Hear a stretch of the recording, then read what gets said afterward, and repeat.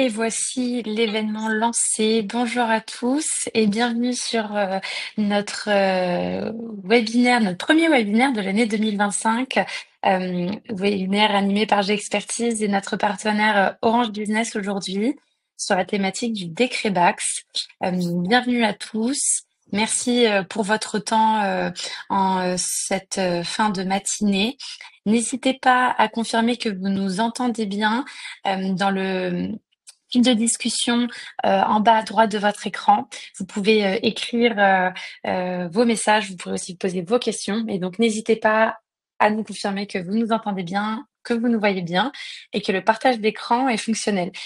Je vous propose d'attendre quelques minutes, 5 petites minutes, maintenant 4, le temps que tout le monde puisse se connecter. Allez, je vois le nombre de participants se stabiliser. Je vous propose de démarrer cette session, cette première session de webinaire pour 2025. Nous allons animer aujourd'hui un webinaire sur le décret Bax. Autour de la table, nous avons Ludovic Daniels, Hassan et Cyril, que je vais bien sûr laisser se présenter respectivement, autant dans les équipes donc J'expertise qu'Orange Business. Et bien sûr, vous l'aurez compris, le sujet, c'est de parler des obligations et des différentes aides au travers du décret Bax pour cette année 2025. Je vais laisser la parole à Cyril, d'ailleurs, dans un premier temps pour se présenter brièvement. Merci Léa. Donc Cyril Hommel, j'ai le plaisir de piloter la practice énergie, performance énergétique et environnementale au sein d'Orange Business. Et j'aurai l'occasion de préciser ce que ça veut dire côté Orange Business. Et puis juste un petit commentaire. Quelles obligations, j'ai envie de dire quelles opportunités aussi, mais c'est ça qu'on va voir ensemble ce matin. Merci Cyril, Ludovic, Hassan. Oui, bonjour. Donc Ludovic Danels, directeur du département bâtiment et VRD, hein, qui est le fer de lance de ce webinaire ce matin. On espère qu'on arrivera à captiver votre attention et effectivement vous montrer que cette obligation est un lieu d'opportunité. Effectivement, je pense on va même adapter le sujet, enfin le titre, et on va le modifier de suite. Ouais. À toi, Hassan. Oui, bonjour à tous. Je suis Hassan Arba, ingénieur énergéticien au sein du groupe G-Expertise. Je m'occupe des projets énergétiques et plus précisément notre sujet d'aujourd'hui, tout ce qui est relatif au décret Bax. Merci à toi, Hassan. Et pour ma part, Léa Wallo, responsable développement commercial et communication chez J'expertise. Ravie de pouvoir animer cet échange avec mes collègues et ainsi que Cyril.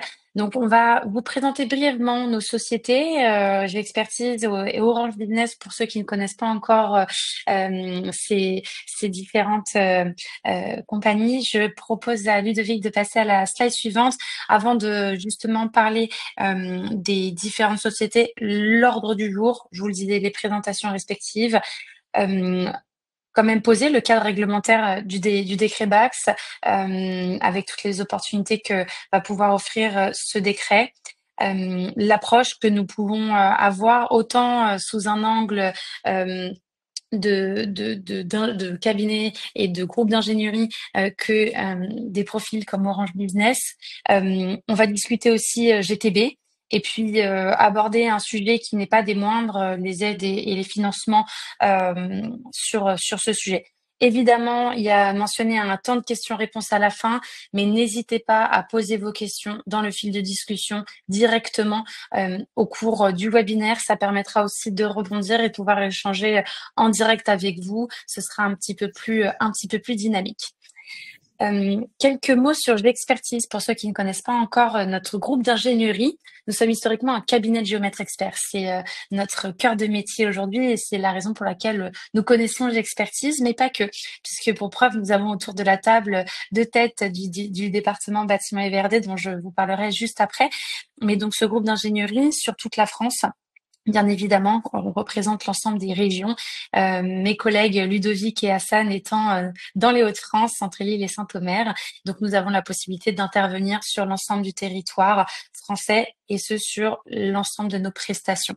Et on a cette fierté de pouvoir prenez le quasi le même nombre de femmes que d'hommes dans notre société, dans notre groupe, ce qui n'est pas toujours évident dans un groupe d'ingénierie comme celui-ci. Vous avez sur cette slide quelques chiffres, quelques nombres. Alors bien sûr, on ne va pas tous les énumérer un par un. Pour autant, deux chiffres que j'aime bien mettre en avant. Le fait que nous existons depuis 1785. Alors vous imaginez bien, pas en tant que géomètre expert, puisque l'ordre a été créé en 46, mais de par la reprise d'archives notamment. Et donc on se présente comme une vieille dame un petit peu. Mais parallèlement à ça, 3% du chiffre d'affaires consacré à la recherche, au développement, à l'innovation sur les nouvelles méthodes de concevoir, les nouvelles méthodes d'acquisition de données, mais aussi de gérer son patrimoine sur des aspects notamment environnementaux. Et ça va être le sujet d'aujourd'hui et je laisserai les experts s'exprimer là-dessus. Et donc voilà, deux sujets bien parallèles et de pouvoir accompagner l'ensemble de nos clients sur leurs projets dans leur globalité. Sur la slide suivante, justement, je parlais de projet 360. C'est un cycle de vie du bâtiment qui, je pense, vous connaissez tous très bien. Nous ajoutons l'acquisition-cession, puisque qui dit arbitrage dit mesurage dans nos métiers. Mais nous avons l'opportunité, j'expertise et donc l'ensemble des équipes, ces 200 personnes, à accompagner nos clients sur l'ensemble du cycle de vie du bâtiment. Donc, n'hésitez pas, hein, si vous avez des questions, le but n'étant pas de faire une présentation trop longue du groupe, mais si vous en avez, posez-les en fil de discussion ou on pourra en reparler également dans un autre cadre sur un échange, bien évidemment. Ces 200 personnes, c'est une pluridisciplinarité de profils et donc vous retrouverez bien sûr nos géomètres experts, nos topographes, une équipe également de maîtres d'œuvre, des personnes de formation architectes, tailleurs de pierre, nos ingénieurs, thermiciens, auditeurs et bien sûr les diagnostiqueurs. Et donc c'est vraiment une pluridisciplinarité de profils qui permettent d'avoir aussi une lecture des projets immobiliers divers et clairs sur un 360. Enfin, vous avez 3 départements. Ces profils sont répartis dans 3 départements bien distincts. Le premier, le département immobilier, où vous retrouverez l'ensemble des prestations on ne peut plus classiques, j'allais dire, d'un cabinet de géomètre expert, mais aussi de détection des réseaux et de diagnostic immobilier, un petit peu plus original dans un cabinet. Donc, le diagnostic immobilier réglementaire, notamment sur le DPE, le PEMD, le produit équipement matériaux déchets. Je me permets de sauter le département bâtiment et VRD, j'y reviendrai en dernier. Le département BIM-SIG, qui est le département le plus jeune de la société, qui va aborder toutes les thématiques sur la data et donc la gestion de la donnée immobilière. Nous accompagnons nos clients notamment sur la structuration de leurs données, la gestion de patrimoine chez eux, d'avoir une vision 360 également, que ce soit d'ailleurs d'un point de vue environnemental, économique, géométrique, en passant par les plans et les maquettes. Nous accompagnons nos clients sur cette dimension-là de la donnée qu'on produit en tant qu'expert, en tant que géomètre, en tant que maître d'œuvre. Et enfin, le département bâtiment et VRD, voirie, réseau divers, où nous allons aborder davantage l'ingénierie de la construction et du génie urbain, répartis en 3 pôles précis. Donc, Ludovic étant le directeur de ce département-là. Au niveau des pôles, vous retrouverez un pôle, j'allais dire, maîtrise d'œuvre tout corps d'État. Donc là, on va être grâce à notre équipe d'économistes de la construction, de maîtrise d'œuvre d'exé et d'OPC, nous allons pouvoir accompagner nos clients sur ces suivis de chantier, que ce soit d'ailleurs, je ne voulais pas spécifier, mais en réhabilitation et en neuf. Nous travaillons sur ces 2 typologies.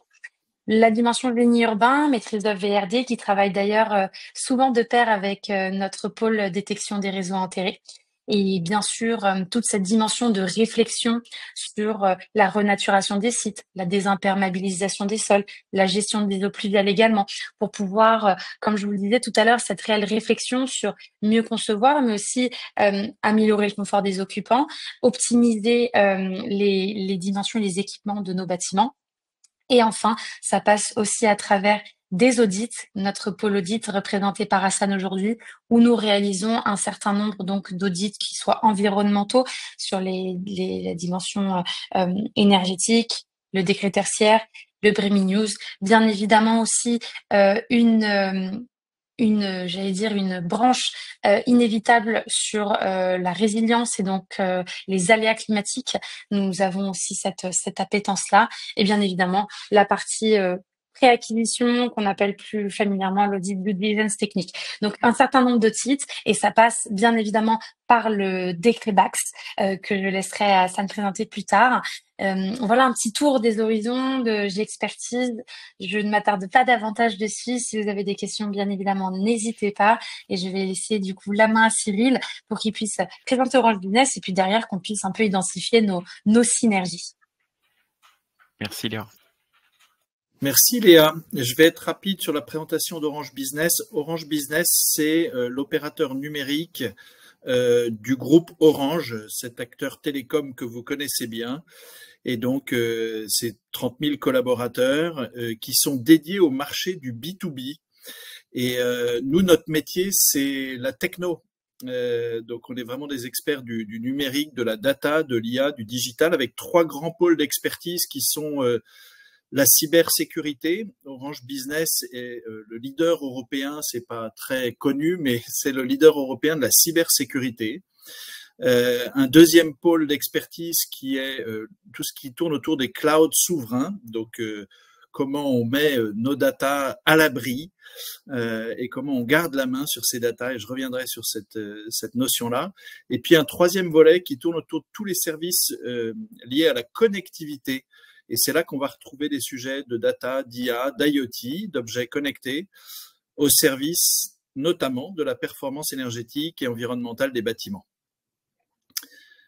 Sur la suite, voilà, effectivement un maillage du territoire qui est évidemment assez dense sur la France.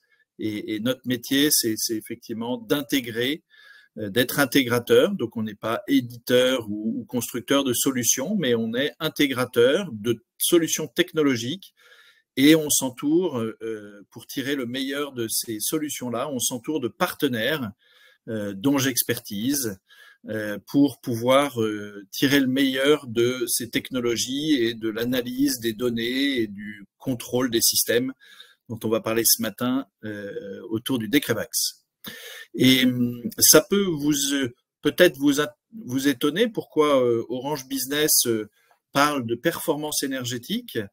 En fait, il y a 3 raisons à cela. D'abord, quand on veut faire de la performance, il faut commencer par mesurer. Et la mesure, c'est de l'information et c'est de la data. Donc, tant que vous n'avez pas de data, de données, vous ne pouvez pas progresser. Et donc, c'est vraiment notre expertise, elle est dans ce domaine-là, de vous permettre d'avoir des données, de produire des données ou d'aller chercher des données là où elles se trouvent, de rendre vos systèmes intelligents, de les rendre connectés et donc du coup derrière de pouvoir dérouler des plans d'action, une analyse et de rendre vos patrimoines immobiliers plus performants autour de la data et de l'IoT. Tiers de confiance parce que on n'est pas vendeur d'énergie. On n'est pas non plus exploitant-mainteneur, donc on n'a rien à vous vendre d'autre que d'avoir les bonnes solutions au bon prix et qui vous apportent le bon niveau de service. Avec une dimension qui nous paraît à nous très importante, c'est de vous rendre le pouvoir sur vos datas, que vous puissiez être parfaitement autonome dans un écosystème qui parfois est assez compliqué, et d'avoir des prestataires de services comme j'expertise qui vous accompagnent pour utiliser au mieux ces technologies-là. Intégrateur de solutions digitales, voilà, au service de la performance énergétique notamment, puisque c'est notre thématique ce matin. Et donc, on va évoquer un peu plus tard deux solutions, notamment autour de Smarteco, de la famille des solutions Smarteco Énergie, avec Analytics et Control. Analytics, qui est vraiment une solution d'automatisation de la collecte et de l'analyse des données énergétiques et contextuelles aussi, autour de l'usage du bâtiment pour aller chercher, déployer de la performance rapidement et aller chercher de l'optimisation, 10% d'optimisation en général. Et puis le Smarteco Énergie Control pour le décret BAX, et donc c'est l'automatisation du pilotage des systèmes énergétiques du bâtiment, chauffage, clim, ventilation, éclairage, etc. Là, on est sur effectivement des niveaux d'économie constatés qui sont autour de 20% sur les systèmes contrôlés. Merci beaucoup Cyril pour cette introduction bien déjà précise. On rentre bien dans le sujet et on va donner la parole à Hassan pour le cadre réglementaire, parce que c'est quand même ça qui au départ met en mouvement, il me semble. Ok, merci Ludovic. Donc l'OBACS, acronyme de Building Automation and Control System. Donc c'est un décret entré en vigueur le 20 juillet 2020. Donc il impose l'installation de GTB, gestion technique de bâtiments, pour les bâtiments tertiaires non résidentiels pour 2025 et 2027. Voilà. Après, l'objectif principal du décret BACS, donc on sait très bien que le décret tertiaire, lui, c'est un décret qui a une obligation de résultat, c'est-à-dire de faire des réductions de consommation d'énergie pour 2030, 2040 et 2050. Le décret BACS, quant à lui, il a une obligation de moyens, c'est-à-dire à travers la mise en place de la GTB qui permet par la suite de répondre aux objectifs du décret tertiaire. Donc à ce jour, seulement 6% des bâtiments tertiaires qui dépassent 1000 m² sont équipés du système de pilotage de consommation en France et seulement 15% des bâtiments tertiaires sont équipés de GTB. Voilà, donc ça donne quand même une idée sur le chemin qui reste à faire pour atteindre une bonne performance énergétique pour les bâtiments tertiaires. D'ailleurs, c'est pour ça que ça intéresse beaucoup de personnes. Oui, allons-y. Effectivement. Tu peux passer à la slide suivante. Ouais. Donc là, l'assujettissement. Donc l'assujettissement se fait par rapport tout simplement à la puissance installée des équipements CVC. Donc si la puissance dépasse 70 kW, donc le bâtiment est assujetti à partir de 2027. Si la puissance dépasse 290 kW, donc le bâtiment est soumis à la réglementation à partir d'ailleurs du 2025. Donc, il y a quelques exemptions d'assujettissement. Par exemple, si on arrive à un temps de retour sur investissement qui dépasse 10 ans, avec la mise en place de la solution GTB, le bâtiment n'est pas assujetti. Voilà. Alors là, pour calculer la puissance, la fameuse puissance qui définit si le bâtiment est assujetti pour 2025 ou 2027, donc tout simplement, on fait le calcul de la puissance installée pour 3 usages. Pour l'usage civil, c'est tout simplement chauffage, clim et ventilation. Il y a quelques cas spécifiques. Par exemple, si vous avez un système de chauffage et de climatisation réalisé par le même système de production, dans le cas par exemple de pack réversible. Donc dans ce cas, on prend la puissance, la plus grande puissance entre les deux. Si par exemple vous avez une production de chauffage assurée par plusieurs chaudières qui fonctionnent en même temps, donc on fait tout simplement la somme des puissances des chaudières. Ici vous avez par exemple les chaudières du secours, on ne va pas les intégrer dans le calcul de la puissance. Voilà, ça c'est quelques cas spécifiques pour bien calculer la puissance et bien définir l'assujettissement du bâtiment. Donc là, les systèmes pour lesquels nous pourrons par la suite déployer le BACS. Parce qu'on sait très bien que pour calculer la puissance, c'est que 3 systèmes, c'est chauffage, clim et ventilation. Par contre, pour déployer la solution, on peut l'élargir à piloter le chauffage et la climatisation, la ventilation, la production d'énergie sur site. Si par exemple il y a une production d'énergie de type énergie renouvelable, l'éclairage et le CS. Voilà.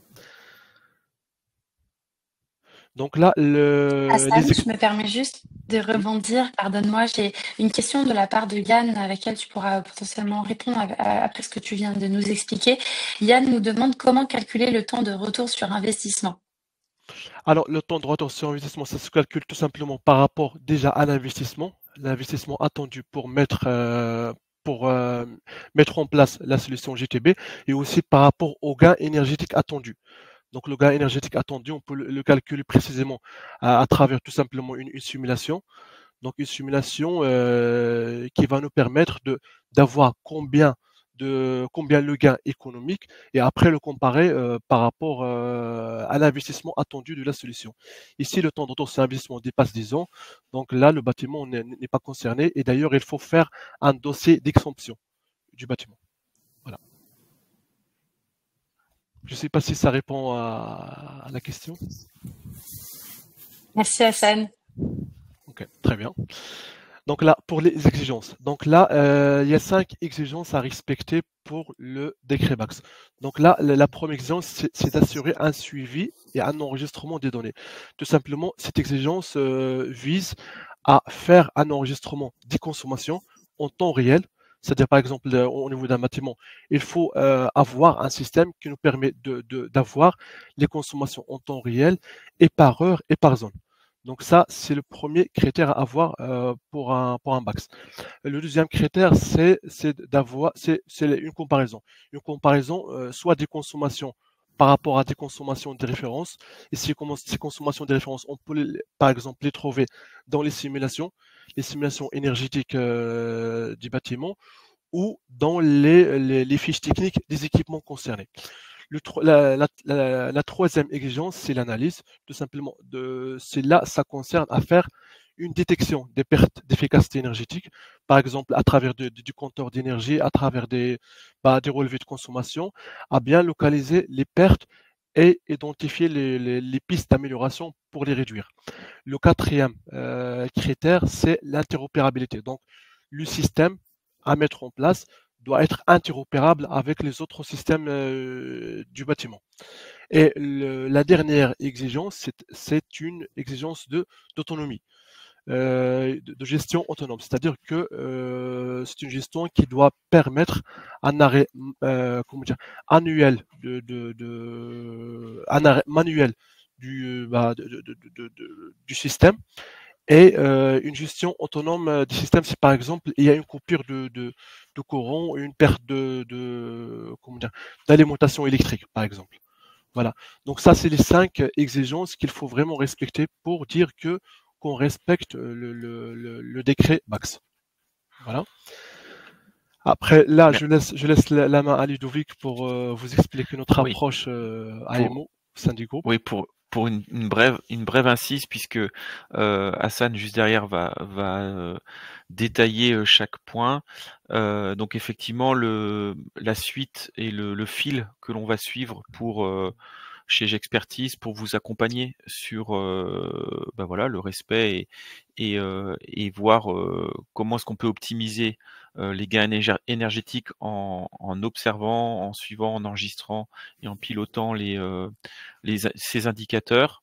Donc le premier sujet, vous l'avez compris, c'est une étude d'assujettissement du bâtiment et définition des systèmes soumis au décret BACS. Donc ça, c'est vraiment le préalable sur lequel on vous accompagne. Ensuite, on est en mesure de faire un audit technique et énergétique des systèmes concernés. Donc ça, c'est sur le site, bien évidemment. Dans un troisième temps, avec nos économistes de la construction, on fait une estimation chiffrée avec des économies potentielles qu'on peut attendre. Et finalement, avec nos partenaires ici, avec Orange Business, des préconisations techniques en solution GTB. Alors ton micro, Hassan, il faut juste que tu le remettes et ça sera parfait. Merci. Ouais, merci Ludovic. Donc là, pour la première étape d'assujettissement, ça consiste tout simplement déjà à définir les équipements CBC présents sur le site et d'identifier l'horizon d'assujettissement. Est-ce que c'est pour 2025 ou pour 2026?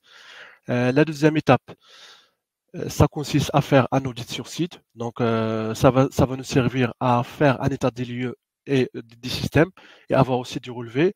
Par la suite, de nous permettre d'analyser les systèmes de régulation sur place et de dire ils sont à quel niveau de performance par rapport à une GTB à installer.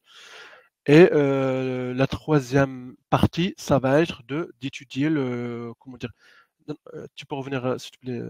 Ouais. Ça va d'étudier la GTB projet à intégrer en plus de ce qui est présent sur site. Voilà. La troisième étape, ça consiste à faire une évaluation des économies attendues après la mise en place de la GTB et l'impact sur les consommations énergétiques, et aussi faire un calcul d'investissement avec nos partenaires, en l'occurrence Orange Business, tout simplement de chiffrer l'installation et de calculer le temps de retour sur investissement.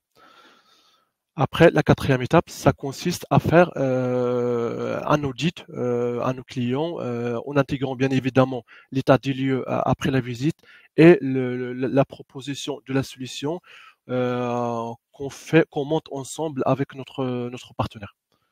Donc maintenant, je passe la parole à Cyril pour vous expliquer les solutions.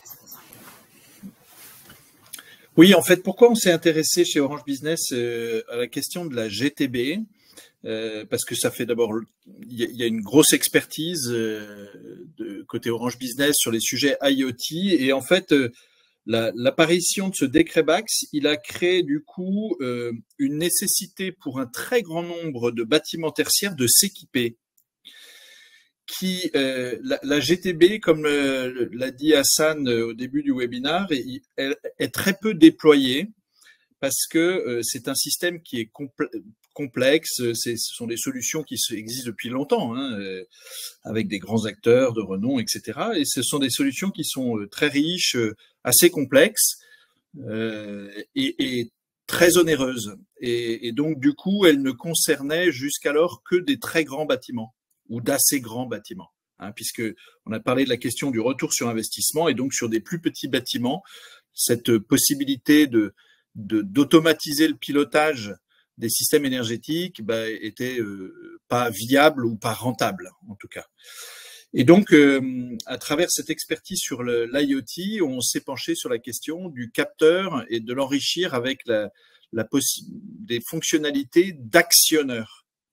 Et donc d'arriver avec à offrir à nos clients finalement une GTB beaucoup plus légère que ce qui se fait habituellement, avec des capteurs actionneurs sans fil, et qui permet du coup de faire une installation extrêmement rapide et non intrusive, et puis des paramétrages qui sont no code, là où il faut souvent être un expert du code informatique pour piloter une GTB. Hein. L'ADEME pointait du doigt il y a encore quelques temps qu'il y a beaucoup de GTB qui, au bout de 5 ans de mise en service, sont assez mal exploitées parce qu'elles sont compliquées. Et donc, du coup, ce qu'on a cherché à faire, effectivement, c'est à faire quelque chose de simple, de très peu coûteux, de très facile à déployer, et avec une interface utilisateur qui permette vraiment au client d'avoir la main, et pas uniquement l'exploitant-mainteneur qui lui-même est bien souvent d'ailleurs en difficulté face à la complexité de ces solutions traditionnelles. Donc voilà ce qu'apporte et propose Orange Business, c'est de faire de la GTB grâce aux objets connectés, donc de la GTB sans fil. Et ça, c'est une vraie révolution parce que ça permet effectivement de faire fonctionner à travers un réseau de capteurs et de contrôleurs, et puis un ou plusieurs automates en fonction du nombre de systèmes qui vont être à piloter, de faire fonctionner tout un écosystème autour de la CVC pour piloter ça de manière automatique avec des règles de gestion. Je pense qu'on doit pouvoir passer à la...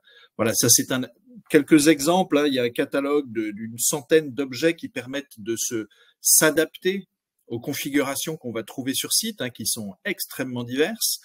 Mais donc, du coup, à la fin, d'avoir un certain nombre de solutions très légères qui, pour la plupart, sont alimentées. Et donc, quand on remplace, par exemple, un interrupteur pour rendre la lumière pilotable, il suffit de débrancher l'interrupteur, de mettre un autre interrupteur qui, lui, est connecté. Et donc, ça, c'est extrêmement simple. Et ce qu'on voit à l'écran, là, en ce moment, c'est plutôt une interface, l'interface qui est extrêmement simplifiée, mais qui permet à la fois de gérer un bâtiment zone par zone et également d'accéder, puisque cette GTB, on l'a vu sur les slides précédentes, tout le système de pilotage, il remonte sur le cloud. Ça veut dire que typiquement, exemple très concret, nous, quand on déploie des solutions et qu'on on lance de nouvelles solutions sur le marché, on commence par les tester par nous-mêmes. Eh bien, ça veut dire qu'il y a plus de 550 boutiques Orange qui ont été équipées il y a maintenant un petit bout de temps avec cette solution-là. Et ça permet à un energy manager depuis la ville de Grenoble de piloter effectivement tout le patrimoine, tous ces 550 boutiques d'un seul coup. en disant je veux 19 degrés dans les boutiques, j'appuie sur le bouton et 10 secondes plus tard, tous les automates reçoivent un ordre qui est il faut mettre cette boutique à 19 ou à 20 degrés, ça c'est le client qui choisit. Et puis de créer des règles de planification, ça ouvre, c'est censé être ouvert, fermé à telle heure, et puis ça tient compte, tiens, il y a quelqu'un dans la pièce, je vais réchauffer la pièce, je vais l'allumer, je vais l'éteindre, je vais éteindre le chauffage, l'éclairage, etc. De la même façon que ça permet aussi à distance, et ça c'est un cas vécu, de la boutique Orange de Châteaudun, où il y avait quelqu'un qui est mobilité réduite et qui avait froid, à 20 degrés. Et donc, du coup, un coup de fil ou le système effectivement de service qui est intégré dans l'application qui permet de dire, tiens, dans ton bureau spécifiquement, je te mets une température de consigne de 21 degrés 5 et 10 secondes plus tard, le chauffage s'allume pour fournir ce type de confort aux utilisateurs. Donc, vous voyez, donc, capacité à gérer un patrimoine massif et également à faire du pilotage vraiment zone par zone, pièce par pièce. Et en synthèse, si on devait effectivement retenir quelques éléments saillants de cette solution de contrôle de GTB par objet connecté, effectivement, un des gros avantages, c'est l'absence de travaux. Quand vous avez un bâtiment dans lequel vous avez des résidents, des occupants, des commerçants ou des clients, vous n'avez pas envie que tout s'arrête pendant une semaine ou 15 jours, le temps qu'on tire des câbles, qu'on perce des trous dans les murs, qu'on refasse du plâtre et de la peinture et de la poussière partout. Et là, effectivement, pas de travaux, donc c'est extrêmement rapide à déployer et donc ça permet là aussi de contribuer à la baisse des coûts. Des économies d'énergie qui sont immédiates, ça fait des années et des années qu'on déploie des GTB et bien avant qu'Orange Business propose cette innovation, donc on sait bien effectivement les économies que ça génère, elles sont réelles et c'est pas pour nous embêter que l'État fait un décret Bax, c'est que vraiment c'est parce que c'est la solution qui permet vraiment d'optimiser les consommations d'énergie dans les bâtiments. Un pilotage simplifié, j'en ai parlé, conformité évidemment avec la réglementation et ce qu'Hassan a exposé des différentes classes de GTB ou fonctionnalités que doit avoir une GTB. Et puis, une GTB qui permet un investissement parfaitement maîtrisé, puisque c'est 2 à 5 fois moins cher qu'une GTB traditionnelle. Et donc ça se vérifie dans chacun des projets que nous déployons. Et c'est évidemment un point important, puisque ça permet de proposer du coup des solutions qui sont abordables et adaptées, y compris à des plus petits bâtiments. Il faut avoir en tête que quand on parle de 70 kW de puissance installée dans un bâtiment, on parle très souvent de bâtiments qui font 500, 600 mètres carrés. Donc ça veut dire qu'il y a un très, très, très, très grand nombre de bâtiments qui sont désormais assujettis et auxquels on demande de s'équiper. Il faut savoir le faire du coup avec des technologies qui soient adaptées pour assurer les ROI. L'idée, c'est de faire des économies. Donc on est bien là-dessus. Donc on est du coup, si on est à partir de 500 mètres carrés, ce qui est important de retenir dans ce qui vient d'être dit, c'est que finalement l'assiette elle est plus large que celle du décret tertiaire. Donc c'est très très important d'avoir ces éléments-là en tête. Tout le monde s'est un peu préoccupé et alors, il y a encore du chemin à faire pour que tout le monde soit inscrit sur Opérat, parce que c'est le chiffre cible n'est pas encore atteint, mais vous vous rendez compte que là, passer de 1000 à 500 mètres carrés, ça veut dire qu'on récupère, c'est plus que x2, c'est peut-être même x3 le nombre de bâtiments qui sont concernés. Je laisse. Alors, il y a eu 2 questions aussi qui ont été posées entre-temps par Yann Doro. Merci pour les questions. Est-ce que vous intervenez également sur des projets de construction et pas seulement sur de l'existant? Oui, mais à savoir que par rapport à l'argument qui vient d'être donné sur la flexibilité des sites qui peuvent être maintenus en exploitation sur les solutions qu'on propose, du coup, il y aura moins d'éléments différenciants. Je veux dire, si on est sur projet neuf, parce que un projet neuf, on a un peu plus de temps, on peut peut-être du coup passer en filaire pour peut-être davantage de robustesse, j'en sais rien, je vais laisser Cyril répondre. Mais et il y a une autre question sur l'interopérabilité sur les différentes marques de CVC. Là, ça va effectivement dépendre de l'intégration. Cyril, est-ce qu'il y a une liste de marques? Est-ce qu'il y a des protocoles qui sont nécessaires. Enfin, est-ce qu'il y a des partenariats nécessaires avec un certain nombre de produits ou alors c'est un langage, on va dire, européen ou une autre type de norme? Oui, en fait, Ludovic, tu as parfaitement raison. Je pense que l'élément de différenciation clé de cette technologie-là, c'est effectivement de pouvoir s'adapter à de l'existant. Et clairement, s'adapter à de l'existant avec une GTB traditionnelle, c'est lourd, compliqué, on le sait, et c'est coûteux. Donc, c'est vraiment le gros plus de cette solution-là. C'est du coup l'objectif numéro 1 qu'on poursuit, c'est bien d'apporter des solutions à de l'existant. Ce qui ne veut pas dire que ça ne peut pas s'intégrer dans du neuf, bien au contraire, mais on va dire que c'est pas là où il y a le plus de différenciation. Et sur l'adaptabilité de la solution ensuite aux différentes marques, la réponse c'est oui, on a évidemment confronté chaque jour à des dizaines de marques de systèmes différents qui sont dans des niveaux de version, de technologie extrêmement variés.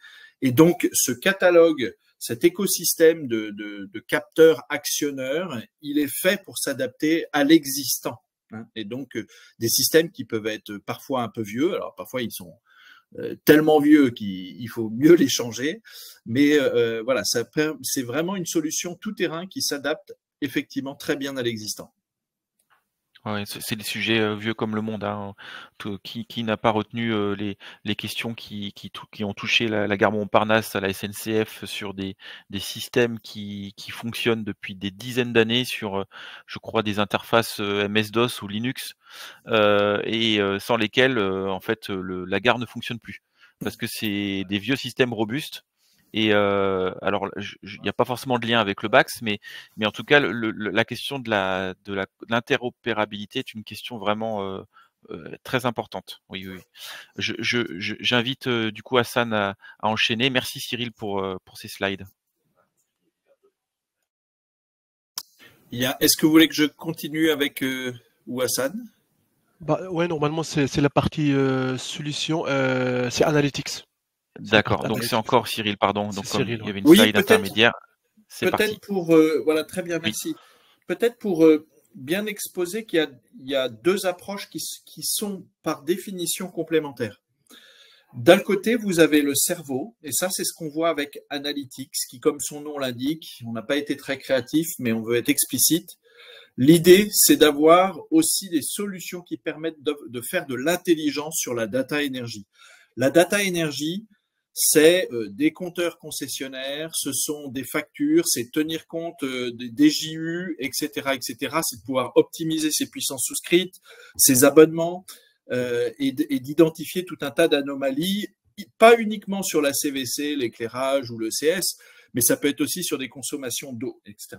Donc, Smart Eco Energy Analytics, c'est un complément par rapport à Control, qui lui est plutôt, on va dire, d'un côté, il y a le cerveau, comme je viens de le dire, et puis Control, on est plus sur la question d'avoir la main sur l'interrupteur ou sur le chauffage pour faire les réglages de manière automatisée. Et donc, ce sont vraiment deux solutions qui nous semblent intéressantes de déployer parce qu'elles viennent se compléter. Et d'ailleurs, avec Analytics, qui lui est d'un déploiement beaucoup plus rapide parce qu'il y a zéro installation à faire sur site, tout se fait à distance. C'est une bibliothèque de plus de 350 API, connecteurs diverses et variés. Et donc, ça permet de venir collecter de la donnée de manière extrêmement massive et extrêmement rapide à très, très, très bas coût pour le coup. Donc, et de tracer le chemin finalement sur le plan d'action. Quels sont les bâtiments que je devrais équipés en premier, ou alors s'ils ne sont pas encore équipés ou qu'ils ne sont pas concernés par le décret BAX, à ce moment-là, comment je fais de l'intelligence avec de la data énergie à très peu cher, éventuellement en complétant avec un petit peu d'IoT, de capteurs comme on le voit sur cette slide, comment je fais un suivi chaufferie, comment je vais faire de la mesure de CS, etc., de qualité de l'air, de température intérieure. Donc ça, c'est une autre approche qui vient compléter la question effectivement du contrôle par GTB. Et donc ça, on a aussi la capacité de faire ça de manière massive, puisque aujourd'hui, Orange Business opère la première plateforme de gestion IoT en Europe. C'est 40 millions d'objets qui sont connectés et donc avec une capacité à piloter aussi un parc d'objets installés sur le terrain. Donc l'IoT à la fois de manière pour renforcer l'analyse et puis l'IoT au sens capteur-actionneur pour passer à l'automatisation et au décret-max avec contrôle. Voilà, je vais peut-être passer sur cette notion-là. Il y a possibilité de piloter, analyser, piloter. Voilà, et puis peut-être conclure avec un élément important qui est le fait que la GTB permet de être aidé financièrement par le système des certificats d'économie d'énergie. Donc, c'est-à-dire que cet investissement à coût supra-optimisé que nous pouvons vous proposer pour répondre aux exigences ou aux opportunités du décret-max, parce qu'encore une fois, l'idée, c'est de faire des économies, même si évidemment, il y a un investissement initial à envisager. Mais cet investissement, il peut aussi être atténué par les C2E. Et donc, du coup, on vous accompagne aussi avec J'expertise sur comment bénéficier des certificats d'économie d'énergie qui peuvent, dans certains cas, réduire d'un tiers ou de la moitié. C'est toujours très dépendant de vos bâtiments, mais qui peuvent réduire d'un tiers ou de la moitié l'investissement qui doit être réalisé.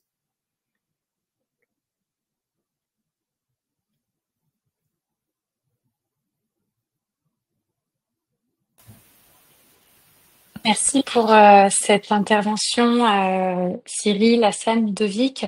Il y a eu quelques questions qui ont été posées dans le fil de discussion au cours de notre échange. Encore merci pour ces questions. Nous sommes dans les temps, nous avons un petit quart d'heure supplémentaire. Au besoin, si vous avez des questions supplémentaires sur ce que nous venons d'évoquer, n'hésitez pas à les noter.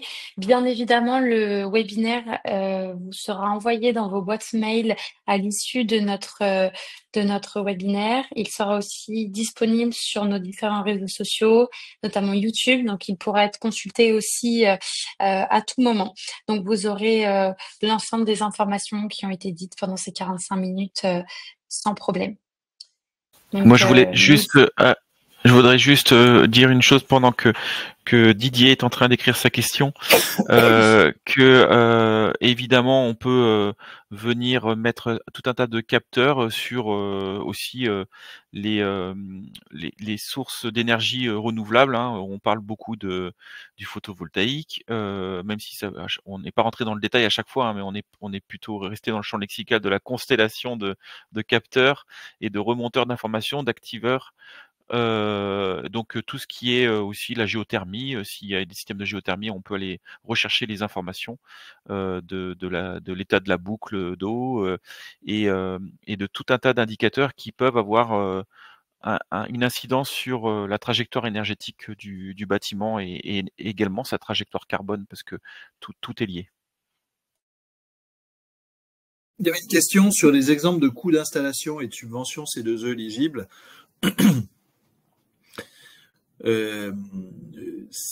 Alors d'abord, oui, ce sont bien des exemples puisque chaque bâtiment a ses caractéristiques absolument propres. Donc ça nécessite, et d'où l'importance d'être accompagné par des experts comme J'expertise, ça nécessite évidemment de faire un audit précis, un plan d'implantation de GTB, etc. On peut pas répondre, c'est-à-dire qu'on peut pas répondre sans contextualiser précisément sur un sujet. Maintenant, quelques exemples. Une salle de sport, comme d'ailleurs une agence bancaire, ça peut tourner autour de 10 000 euros d'investissement. Une concession automobile, ça peut tourner entre 20 000 30 000 euros d'investissement. Et là, on est sur des solutions qui sont effectivement, quand les clients comparent, ils sont effectivement sur un tiers du coût par rapport aux solutions de GTB traditionnelles. Je vois qu'il y a une question sur un EHPAD. Et effectivement, on déploie d'ailleurs actuellement auprès d'une maison, un groupe de maisons de retraite. Et là, on est sur c'est très variable. On a des solutions qui peuvent sortir quand le bâtiment est full élec, qui peuvent sortir à 50 000 euros. Et sur des bâtiments plus complexes, quand on est sur du chauffage à boucle d'eau avec une chaufferie dont il faut rénover la régulation et l'interconnecter avec nos solutions, ça peut monter à 80 000 euros par exemple. Alors là-dessus, vous obtenez des aides. Vous pouvez garder en tête, ça dépend. Quand on est un commerce, on a des C2E, des aides qui sont supérieures que lorsque on est un bâtiment de bureau, par exemple. Donc, ce que je vous dis là, quand je vous disais tout à l'heure 30-50% de subventions, ça peut parfois aussi être nettement moins parce que ça dépend des typologies de bâtiments. Mais voilà pour donner quelques exemples. Évidemment, quand on parle d'un EHPAD, on peut pas mettre les personnes dehors. Donc, comment vous faites quand elles sont en train de déjeuner pour venir très rapidement équiper une chambre en un temps record, parce que ça peut être une vingtaine de minutes, ça c'est possible sans laisser aucune trace, aucune poussière et sans déloger évidemment les occupants qui peuvent pas l'être. Donc c'est un des gros bénéfices de cette solution-là, c'est son agilité, son coût, son déploiement ultra rapide et de manière non intrusive, encore une fois, ce qui est absolument vital pour certains d'entre vous.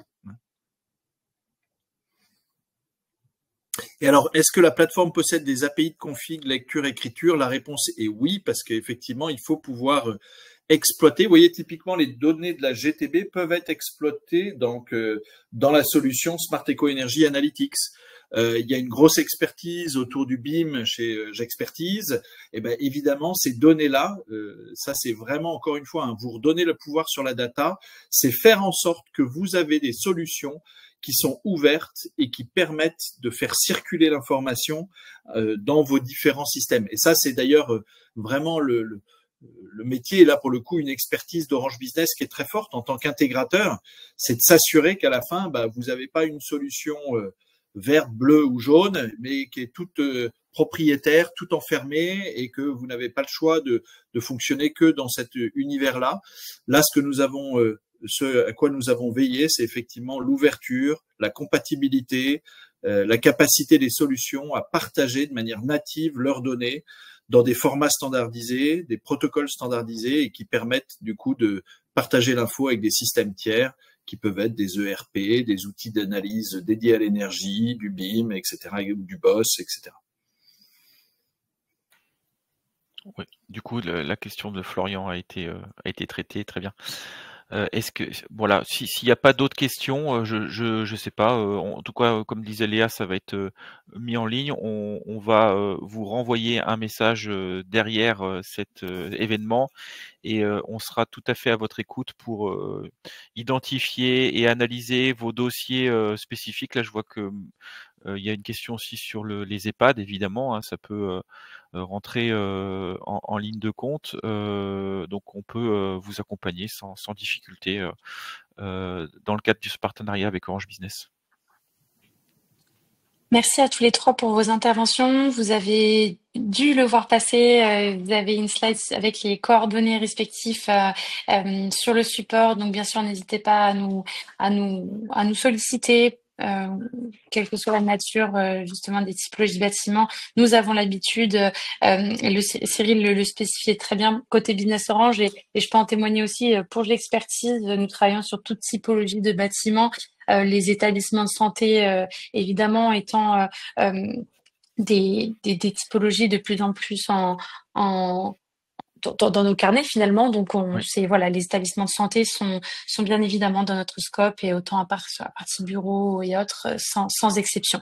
Merci encore pour votre. D'ailleurs, nous avons une forte demande. Excuse-moi Léa, nous avons une forte demande effectivement en ce moment sur ce type d'établissement et je veux pas dire qu'on est des spécialistes, mais on le devient. Voilà. Effectivement, on s'acclimate aussi en fonction des besoins de nos clients. Donc, merci encore pour votre attention. Encore une fois, le replay sera disponible. Merci à Cyril, merci à Hassan, merci Ludovic. Et puis, il ne me reste plus qu'à vous souhaiter une bonne journée, un bon appétit également. Et à très bientôt. Merci beaucoup. Au revoir. Merci, bonne À journée. bientôt.